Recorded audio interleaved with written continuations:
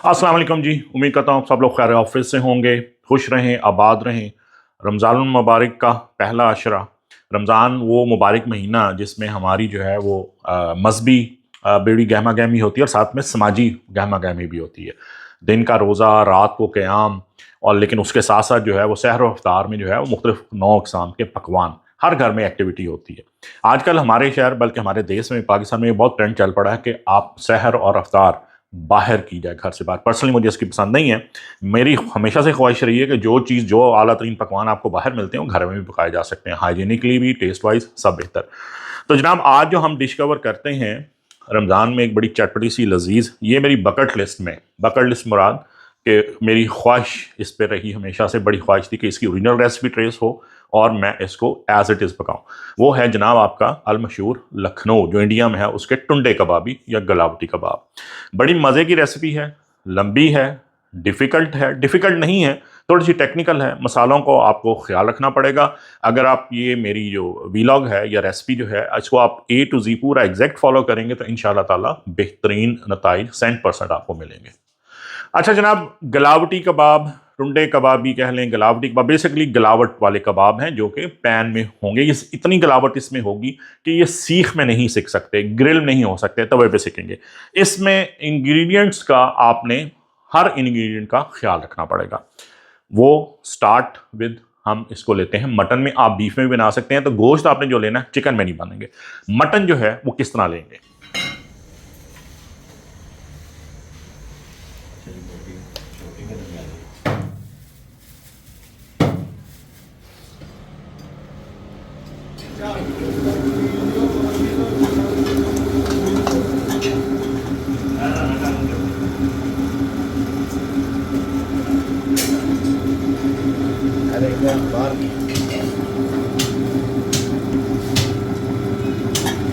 Mutton का कीमा, और 1 kilo कीमा, और साथ में 200 या 250 जो है ग्राम इसमें फ़ैट, जिस तरह का मैंने आपको निकाल के दिखाया। लोग कहते हैं कि किडनी फैट लें गुर्दे का, लेकिन जाली का फ़ैट उससे भी बेहतर होता है। जैसे इसको आपने, असल जो इसका टेक्निक है, इसको बारीक मशीन से, बारीक जाली से एक दफ़ा नहीं निकलवाना।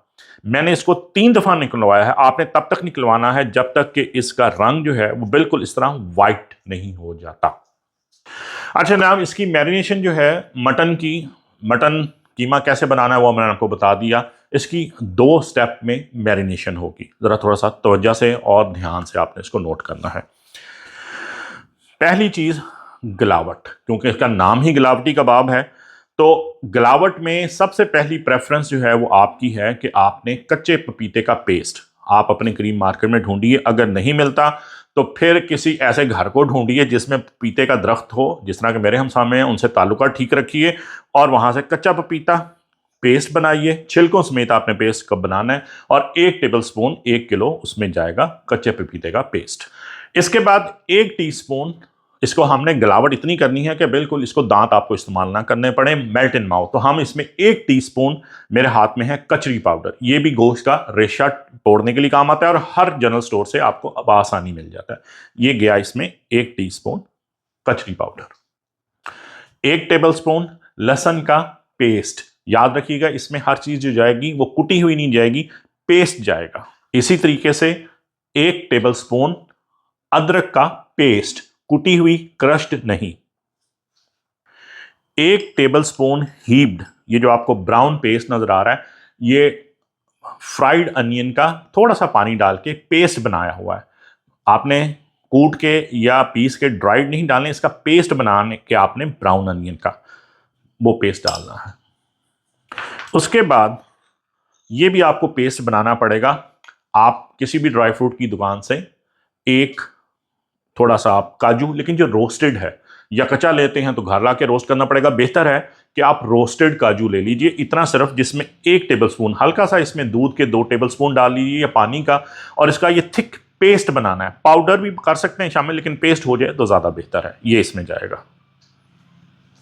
इसके बाद ये मेरे हाथ में पाउडर है, लेकिन ये बेसन आपने इस्तेमाल नहीं करना। ख्याल रखिएगा, माइंड इट, कि ये बेसन नहीं है। भुने हुए चने जो आम आपको किसी भी जनरल स्टोर से मिलते हैं, भुने हुए चने, ये उसका पाउडर है। आपने चनों को पिसवाना है और 1 से 2 टेबलस्पून आप इसमें 2 टेबलस्पून आप इसमें भुने हुए चनों का पाउडर या आटा उसका डालेंगे। बेसन नहीं यूज करना। ड्राई मसालों में फिलहाल जो है वो सिर्फ जाएगा 1 टेबलस्पून आपका सॉल्ट, आप कम भी डाल सकते हैं, बाद में टेस्ट किया जा सकता है, और 1 ही टेबलस्पून हीप्ड लाल मिर्च। ख्याल रखिएगा कि इसमें सब्ज मिर्च नहीं डालती, तो सारी मिर्च की जो तेजी है वो लाल मिर्च से होगी या काली मिर्च से। लें जी, अब मरहला आता है इसकी मिक्सिंग का। किसी चम्मच से नहीं होगा, या आप ग्लव्स यूज़ कर लें या हाथ धो लें, और आपके हाथ से ही होगा। और आपने इसको बहुत ही अच्छे तरीके से पूरे हथेली से मल मल के दबा दबा के इसको आपने मिक्स करना है।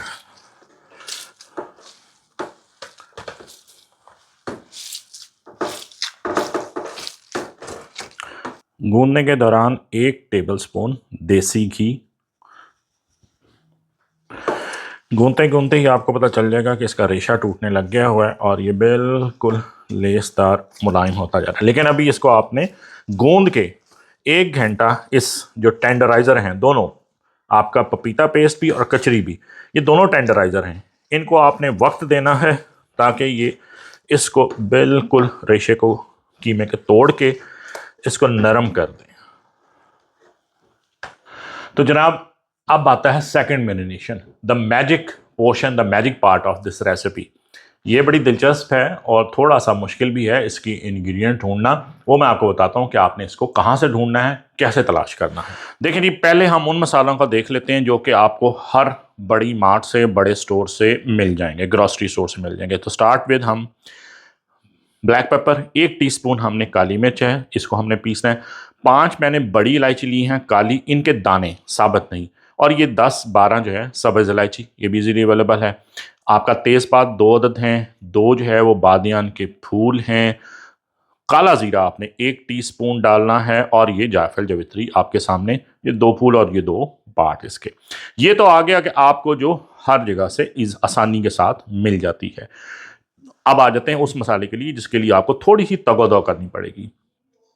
ये लॉन्ग पेपर, जिसको कबाब पिपली बोलते हैं, ये आपने 3 या 4, मैक्सिमम 4, इससे ज़्यादा ना डालिएगा। ये भी आपको बड़े मार्ट से, बड़े स्टोर से मिल जाती है। ये आपका आ जाता है जी कबाब चीनी, ऑल स्पाइस इसे इंग्लिश में बोलते हैं। काली मिर्च से मिलती जुलती है, लेकिन पहचान कर लीजिएगा कि ये काली मिर्च से छोटी होती है और इसकी प्लेन होती है ऊपर वाली सतह जो है। कबाब चीनी ऑल स्पाइस, ये ½ टीस्पून आपने। अच्छा जी, उसके बाद अब वो पोर्शन है। अच्छा, ये मैं एक मसाला मैं आपसे रह गया था, ये भी आपको बड़े मार्ट से मिल जाता है। इसको बोलते हैं संदल बुरादा। संदल के उसके दरख्त की जो है वो लकड़ी की छाल आप समझ लीजिए, उसका बूरा होता है। ये आपकी अरोमा के लिए चाहिए। अब आ जाए थोड़ी सी जो रेयर मसाले हैं, ये सूखे हुए गुलाब की पंखड़ियाँ, ये उसके लीव्स हैं, पंखड़ियाँ हैं, पत्ते हैं, पेटल्स हैं। ये आपको पंसार से मिलेगा। ये तकरीबन को 1 टीस्पून आपने लेना है। अब यहाँ आइए, जो कि लखनऊ वाले जो मुश्किल बनाते हैं रेसिपी को, ये उनका एक टिपिकल मसाले हैं जो कि उनकी हर रेसिपी में जाते हैं। इसको वो लज़्ज़त तवाम भी बोलते हैं, पोटली मसाला भी बोलते हैं, लेकिन ये मिल जाता है। मेरा ये आपको दिखाने का असल मकसद ये है कि ये आप किसी भी शहर में हो, थोड़ी तगोदो के बाद आप पंसार के पास जाना पड़ेगा, तो आपको ये मसाले मिल जाएंगे। इनको बोलते हैं जी पत्थर के फूल। ये सिर्फ 3-4 फूल लेने हैं और इसको पीसना है। ये है आपकी जो आपकी खस की जड़ से बोलते हैं। ये खस जो कूलर्स में, डेजर्ट कूलर्स में यूज़ होती है, उसकी जड़ होती है। ये हैं इसके बराबर, ये भी स्मेल के लिए, अरोमा के लिए होती है। और ये है जनाब पान की जड़। ये आपको लखनऊ की निहारी में भी मिलेगी और कबाबों में मिलेगी। ये मसाले जो 4 हैं, ये पंसार से हैं। अगर आपके पास दिक्कत हो रही है तो आप इन चारों को अवॉइड कर सकते हैं, लेकिन बाकी चीज़ें आपको हर स्टोर से मिल जाएंगी। अब हम इन सारे मसालों का फाइन पेस्ट बनाएंगे, दरदरा नहीं, फाइन पेस्ट। अब हम इन तमाम मसालों का बनाएंगे बिल्कुल बारीक पाउडर, जिसमें बिल्कुल भी कोई चीज़ दरदरी ना हो, क्योंकि इस कबाब में कोई भी चीज़ सख्त या दानेदार नहीं हो सकती। तो इसका बनाते हैं नहायत बारीक सफ़ूफ पाउडर। मसाला हमारे पास आ चुका है पिसवा के, बारीक बिल्कुल पाउडर बन गया। मैंने इसको सारे मसाले को पिसवाया और उसके बाद इसको बारीक करने के बाद जो स्टेनर, जो छाननी होती है जिसमें आप चाय को छान लेते हैं, उससे मज़ीद इसको मैंने छान दिया। तो बिल्कुल बारीक जो पाउडर बन गया। और इसकी आहा, क्या खुशबू है, क्या बात है। चलें जनाब, आप शामिल करते हैं इसमें गोश्त में। ये तकरीबन 2 टेबल स्पून मसाला बना है। ये सारे के सारा जितना मैंने आपको क्वांटिटीज बताई थी ये हम सारा ही ऐड कर देते हैं और फिर इसको बड़े अच्छे तरीके से हाथ से मिक्स करेंगे। अभी हमने मसाला ऐड करने से पहले तकरीबन जो आपके टेंडराइज़र के बाद शामिल करने के बाद तो पीता एंड फर्स्ट मैरिनेशन की हमने 1 घंटा दिया है। तो अभी ये गोश्त जो आप देखेंगे कैसा रेशेदार, बिल्कुल जिस तरह आटे की टेक्सचर हो जाता है रोटी गूंदते हुए उस तरह हो चुका हुआ है। अगर आप थोड़ा सा क्लोज अप कर सकें और देखें कि कीमे का क्या टेक्सचर बना हुआ है।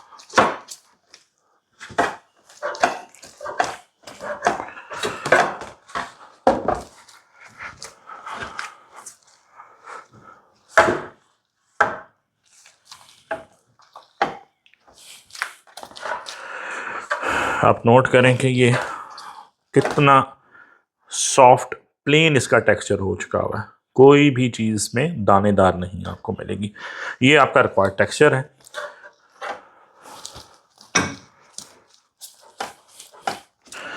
अच्छा जी, सारे मसालों के बाद सिर्फ एंड में आपने फ्यू ड्रॉप्स रियो केवड़ा इसमें डालना है। केवड़ा वाटर जो होता है, रियो केवड़ा कह रहा हूँ, केवड़ा वाटर, ये आपने 3-4 ड्रॉप्स इसमें ये डालने हैं। और साथ में आपने ये दोनों चीज़ें जो हैं इसकी खुशबू के लिए अर्के गुलाब रोज़ वाटर, ये भी आपने 4-5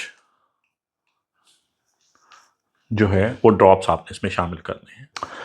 अब जो चीज़ मैं शामिल करने लगा हूँ ये सर बिल्कुल ऑप्शनल है, इसको बिल्कुल अवॉइड किया जा सकता है, लेकिन अगर आपके पास इत्तफाकिया तौर पे घर में मौजूद है तो चंद थोड़ा सा चुटकी भर ज़ाफ़रान या सेफ़रॉन ये भी शामिल कर लीजिए। मैरिनेशन हमारी हर तरह से मुकम्मल, और इसको अब हमने फाइनल जो आखिरी टच है वो बड़ा मज़े का है ताकि इसको बारबेक्यू का टच बिल्कुल दे दिया जाए, स्मोक्ड कर दिया जाए। तो एक कोयला कहीं से आपको अरेंज करना पड़ेगा, उसको दहका लीजिए, प्लेट बीच में रख दी और उसके ऊपर आपने डालना है 2-3 टेबल स्पून घी, और ये स्मोक छोड़ेगा अपना फ़ौरन।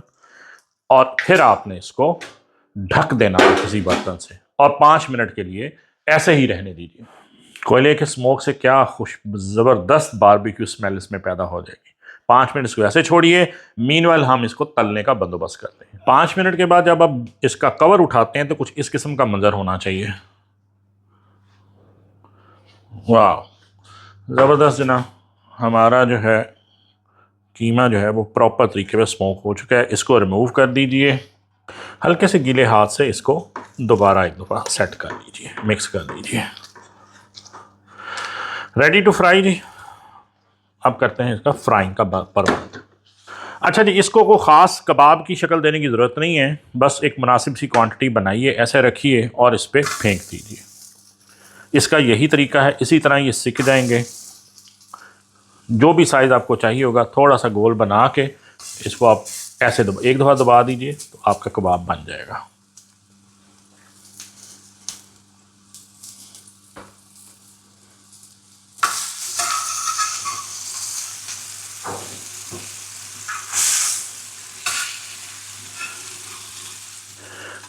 कबाब डालने के बाद थोड़ा सा घी आप ऐड करते जाइए। अगर देसी घी आप कर सकते हैं तो बहुत अच्छी बात है, नहीं तो कोई भी घी आप कर लें, और ऑयल को अवॉइड कीजिए।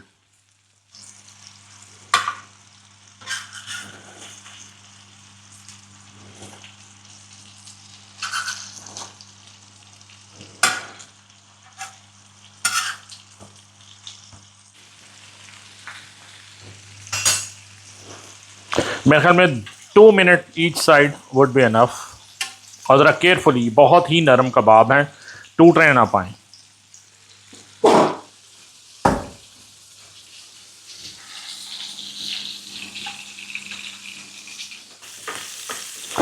हार्डली 1 से 2 मिनट ईच साइड। लें जनाब, ऊपर से पूरे क्रंची और अंदर से सॉफ्ट। अभी ज़रा गर्म है तो तोड़ के दिखाता हूँ। इसका बेस्ट कम्बिनेशन इमली की चटनी, प्याज के लच्छे और पराठा, और ये है वाल वाला लच्छेदार मैदे का पराठा। इसका आपको मैं टेक्सचर तोड़ के दिखा देता हूँ कि अंदर से, ऊपर से ये क्रंच है फुल, और अंदर से जो है ये आपको सॉफ्ट निकलेगा। ये देखिए,